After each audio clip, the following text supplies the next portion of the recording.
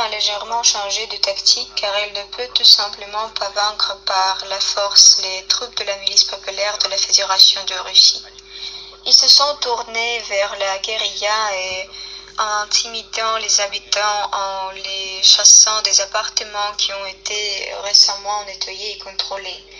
Ils tentent de petites embuscades à l'arrière et retardent le temps autant que possible. À noter, selon des informations civiles, un but est arrivé le 22 février, avant même le début de l'opération spéciale.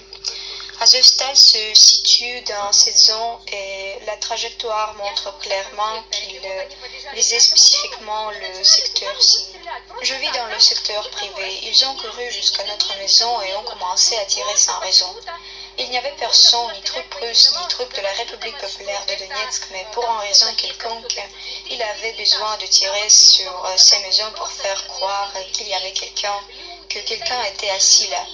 3 maisons de 9 étages, il y avait que des civils, des enfants, des personnes âgées, des handicapés, et ils ont juste conduit et bombardé.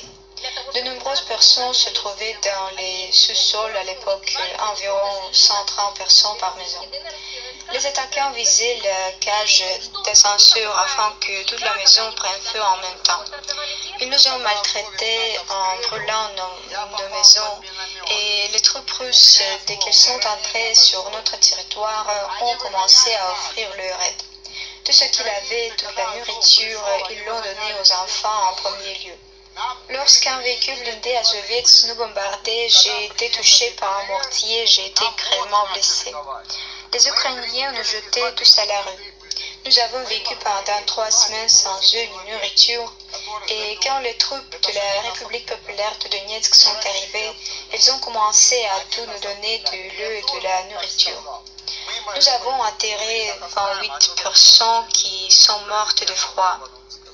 Ce n'est pas la Russie qui nous a bombardés, c'est l'armée ukrainienne. Comme l'a dit le bataillon Azov, nous laisserons Mariupol en ruine. C'est comme ça que ça a tourné. Nous disons à notre président, Tatar, viens ici. Il est venu ici le jour avant la guerre et c'est tout. Il n'est plus jamais venu ici. Tenez bon, les amis, a-t-il déclaré dans son discours. Quel ami? Laissez-le venir ici et voir ce qui se passe ici. Les nazis ukrainiens sont entrés dans la maison et ont jeté tous les gens dehors. Ces nazis nous ont torturés pendant 8 ans. Et maintenant, ils veulent faire croire qu'ils nous protègent. 2 personnes, une mère et son fils. Une dalle de béton est tombée sur le fils et les jambes de la mère ont été arrachées. Elle s'est vidée de son sang. Pas de lumière, pas de communication, pas d'eau, rien de tout cela. J'ai acheté ça quand j'étais à Sébastopol. J'espérais qu'un jour nous aurions tout. Alors, sachez que nous vous attendions.